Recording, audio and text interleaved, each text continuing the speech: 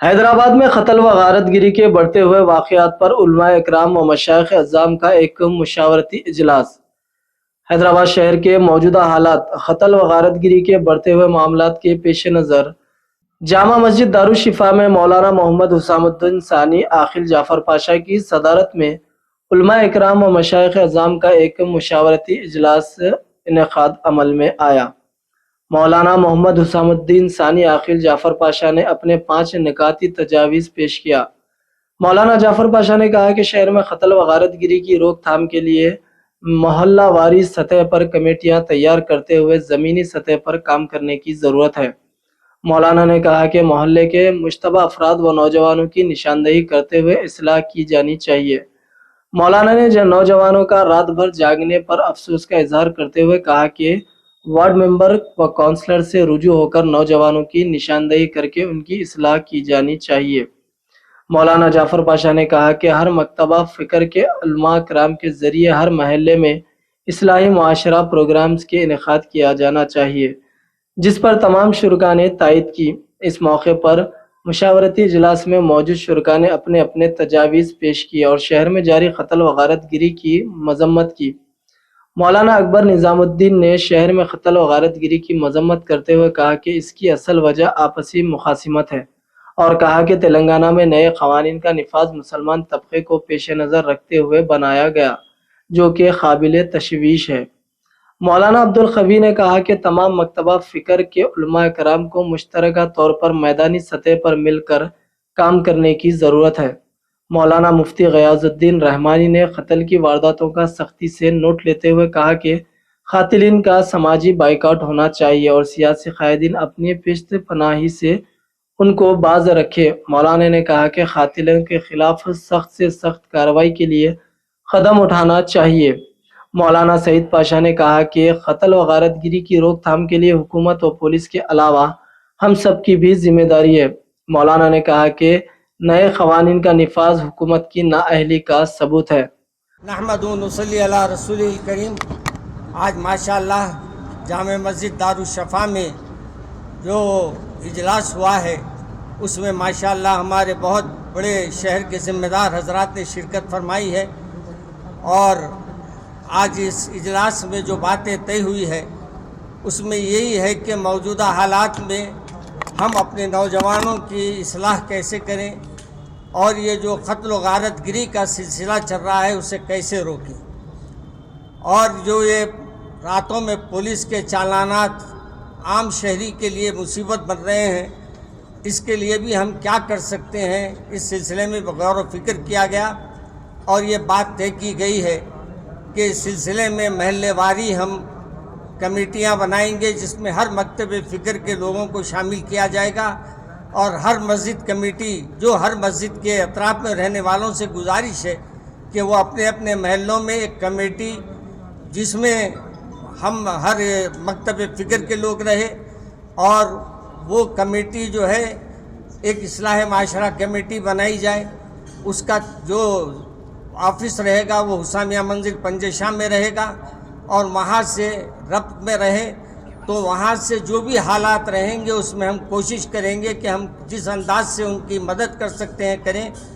اسی سلسلے میں ایک بات یہ بھی طے ہوئی ہے کہ جو آج کل نیو ہمارے جو قوانین پاس ہوئے ہیں ہمارے نوجوانوں کو اس سے بھی یعنی واقف کرانا ضروری ہے، کیونکہ آپ جو قوانین پاس ہوئے ہیں ابھی مولانا فرما رہے تھے کہ وہ قوانین صبح سے ہی نافذ ہو گئے ماشاءاللہ سے، ہمارے رات کے 12 بجے سے اپنی پولیس حرکت میں آ گئی ہے، اور پولیس والوں کا بیچاروں کا کام ہی ہے اپنے قوانین کو روبہ لانا، مگر یہ الگ بات ہے کہ وہ اپنے لوگوں پہ وہ قوانین کو نہیں لگتی جس پہ چاہے وہ اپنے قوانین کو لگا دیتے ہیں۔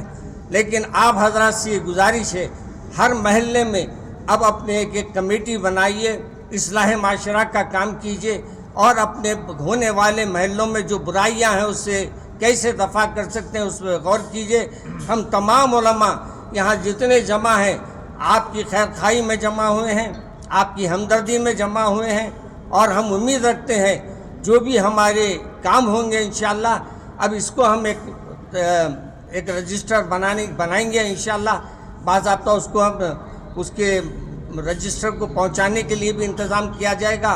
اور جماعت اسلامی سے بھی ہمارے صفا بیت المال سے بھی ہماری گزارش رہے گی کہ ہمارے اس کام میں وہ ہمارے ساتھ دیں. اور یہاں جتنے تنظیم کے علماء کرام ہیں مجلس علمیہ سے بھی تشریف لائے ہیں. مولانا ہمارے اکبر نظام الدین صاحب حضرت تشریف رکھے ہیں. مولانا مفتی خوی صاحب بھی تشریف فرما ہے. اور ہمارے مولانا صادق محی الدین صاحب بھی تشریف فرما ہے. ہمارے جناب نیر صاحب بھی تشریف فرما ہے. اور ہمارے سعید صاحب بھی تشریف فرما ہے. ہمارے جماعت اسلامی سے اظہر صاحب بھی تشریف فرما ہے. مولانا غیاث صاحب رحمانی اور ماشاءاللہ حضرت بھی تشریف فرما ہے. اور اسی طریقے سے ہمارے کیا نام ہے عمر عابدین صاحب بھی ماشاءاللہ اس اجلاس میں آئے ہیں. اور ہمارے عمودی صاحب بھی تشریف لائے ہیں. اور ہمارے احسن امی صاحب بھی تشریف لائے ہیں. اور مولانا کا نام کاشف صاحب بھی ماشاءاللہ حضرت بھی تشریف لائے ہیں. مولانا کا نام بانیم صاحب کا نام حضرت بانیم صاحب بھی تشریف فرمائے. ایسا یہ پوروں کے نام گنانے کی ضرورت نہیں ہے, چہروں سے لوگ آپ پورے جانتے ہیں. ماشاءاللہ ہم لوگ صرف خدمت کرنے کے لیے اور آپ کی بھلائی کے لیے یہاں بیٹھے ہیں. ہماری کوئی غرض نہیں ہے کہ ہم آپ سے کچھ اپنا واہ کرائیں, بلکہ ہماری صرف اتنی غنڈہ گردی ہمارے شہر میں اس قدر بڑھ گئی ہے کہ کسی محلے میں رہنے والے شریف لوگوں کے لیے جینا دوبھر ہو گیا ہے.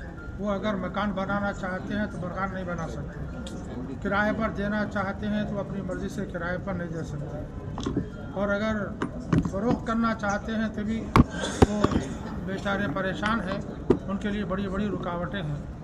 ظاہر ہے اس سلسلے میں بعض اہم باتوں پر ہمارے مفتی رحمانی صاحب نے, غیاث الدین رحمانی صاحب نے روشنی ڈالی ہے. ظاہر ہے اس پر غور و خوض کی ضرورت ہے. میرا ماننا یہ ہے کہ مساجد کے نظام کو زندہ کیا جائے, ایسے زندہ کیا جائے کہ فجر کی نماز میں پورے محلے کے لوگ حاضر رہیں. اس سلسلے میں ایک ایسی کمیٹی بنائی جائے جو نماز کی دعوت دے اور لوگوں کو مسجد تک لائے, بڑوں کو بھی, نوجوانوں کو بھی اور بچوں کو بھی. انشاءاللہ اس سے بڑی اصلاح ہوگی, اور اس کوشش سے ان لوگوں تک پہنچنا بھی آسان ہو جائے گا جو غنڈہ گردی میں نام رکھتے ہیں اور جو دہشت پھیلاتے ہیں. ان تک بھی پہنچنا آسان ہوگا. جب مسجد سے جوڑیں گے تو انشاءاللہ ان میں اللہ کا ڈر و خوف پیدا ہوگا. نمازی بنیں گے تو انشاءاللہ وہ نماز جو ہے بہت سے منکرات و فواحش کے روکنے کا ذریعہ بنے گی. لیکن ہماری مسجدیں خاص طور پر فجر میں مسجدیں مرثیہ خواہ ہیں کہ نمازی نہ رہے کا منظر پیش کر رہی ہیں. ہمارا فوکس, ہماری کوشش یہ ہے کہ ہماری مسجد سنگ مرمر کی بن جائے اور خوبصورت بن جائے, اے سی لگ جائیں. ہم نے سمجھ لیا ہے کہ مسجد تعمیر کرنے کا یہی ایک منشا ہے, حالانکہ یہ منشا نہیں ہے. مسجد کو آباد کرنا, آباد رکھنا یہ اہم ترین مقصد ہے. یہی وجہ ہے کہ ہمارے معاشرے میں بے دینی عام ہے. شادی بیاہ کے عنوان سے ہر کسی بھی عنوان سے وہ ہمارے پاس بے دینی عام ہے. اور ایک خاص طور پر توجہ کی ضرورت ہے. جب تک مسلمان غریب تھے, یہاں کسی کے پاس مال و دولت نہیں تھی, تو سب سیدھی شادیاں کرنے پر مجبور تھے. لیکن باہر جانے کا راستہ کھلا ہے, الحمدللہ اللہ نے فراغت عطا فرمائی ہے. لیکن مسلمان اس کا غلط فائدہ اٹھا رہے ہیں, اور وہ اپنے جو کچھ کمایا ہے وہ کچھ کمانے میں شمار نہیں ہے. وہ حالانکہ دنیا میں دولت مند بہت بڑے دولت مند ہیں, لیکن یہ معمولی دولت آ گئی تو ایسے اترا رہے ہیں کہ وہ فقر و وباہات میں پڑ گئے ہیں. ظاہر ہے ان کے اندر جب تک دینداری جو بنیاد ہے وہ پیدا نہ ہوگی, کوئی اصلاح کام نہیں آ سکتی. یہ گویا یہ سارے تجاویز پر غور کرنا ایسے ہی ہے جیسا جھاڑ کے پتوں پر پانی ڈال کر گرد کو دور کرنا ہے. جب تک اس کی بنیاد میں پانی نہیں پہنچایا جائے گا, جڑوں میں, اس وقت تک جھاڑ کی تر و تازگی ممکن نہیں ہے. تو اس لیے ان چند باتوں کو ضرور پیش نظر رکھیں اور کوشش کریں. اور ایسی تجاویز میں آخری کے ساتھ عرض کروں گا کہ کسی کی نماز جنازہ نہ پڑھائی جائے, تدفین کا قبرستان دفن میں جگہ نہ دی جائے, خائی صاحب نکاح پڑھنا پڑھائیں, تو پھر سوال یہ پیدا ہوتا ہے کہ ہمارا جو مجرمانہ ماحول کا جو مشاہدہ بن گیا ہے, وہ اگر مر جائیں گے تو آخر وہ کی نماز جنازہ بغیر پڑھے تدفین کریں گے. مسلمانوں کو قبرستان جگہ نہیں دی گئی تو کہاں دفن کریں گے, یہ سوال ہے.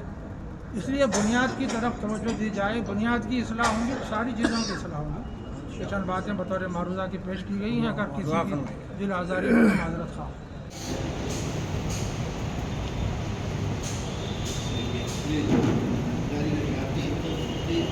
ऐसे बहुत सारे ख़ानदानों से मुलाकात होती है, आकर शिकायत करते हैं कि हमारा बच्चा रात में देर से जा रहा, देर से आ रहा नहीं, घूम रहा फिर रहा। तो ये इसके लिए जो है ये कोई एक दिन 2 दिन में ये मसले का हल नहीं हो सकता है। इसके लिए हम सबको मिल के इसके लिए एक लॉन्ग टर्म प्लानिंग करना पड़ेगा। उस पर अगर हम काम करें तो उसका असर आने वाले महीनों और सालों में नज़र आएगा। यकीनी तौर पे आज की तारीख में इसके लिए आवाज़ उठाना है तो सबसे पहली आवाज़ हमारी जाएगी हुकूमत के ऐवानों तक, क्योंकि लॉ एंड ऑर्डर उनके पास है।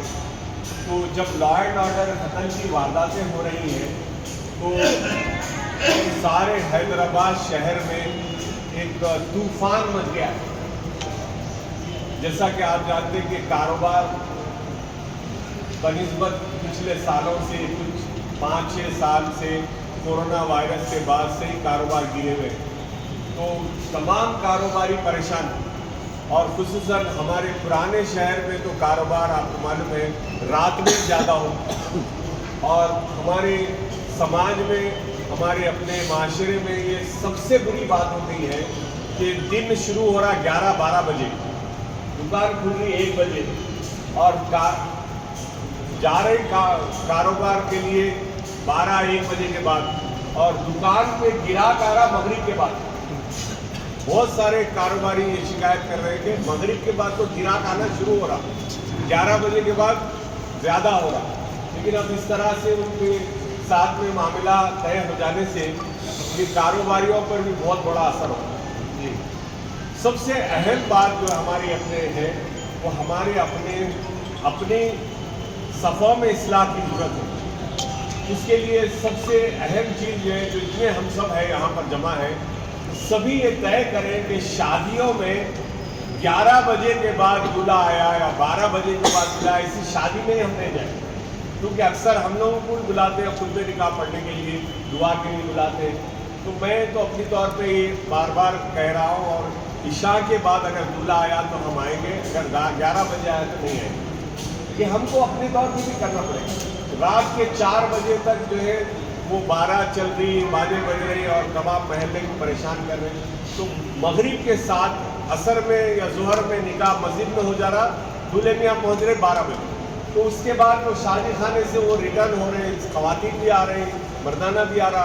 तो ये नए नए मसाइल पैदा हो सकते हैं। तो ये चीज़ों पर भी हमको काम करने की ज़रूरत है। और रही बात नौजवानों में बेरोज़गारी और तालीम से दूरी, ये तमाम फसादों की जड़ है, इसके ऊपर हमको काम करने की ज़रूरत है। और रही बात हुकूमत की, तो उनसे गुजारिश करता हूँ कि आप जो है इन वारदातों के बहाने मोटरसाइकिलों पर, चालानों पर और दीगर तरीक़ों से आवाम पे जुल्म मत करिए। आप अपनी नाकामी को छुपाने के लिए आवाम पे जुल्म मत करिए, आवाम को तंग मत कीजिए, उनको भी सीधा जीने दीजिए और साथ में आवाम को लेके चलिए। और हम सब आपके साथ हैं, हुकूमत का हम साथ देंगे जो भी मुश्किल हो सकती है। हमारी अपनी ये जो बिरादरी है वो तमाम कोऑपरेशन करने तैयार है, लेकिन आवाम को सुकून देना ज़रूरी है और हम अपने लोगों के साथ जो करना है वो हम सब करेंगे इंशाअल्लाह।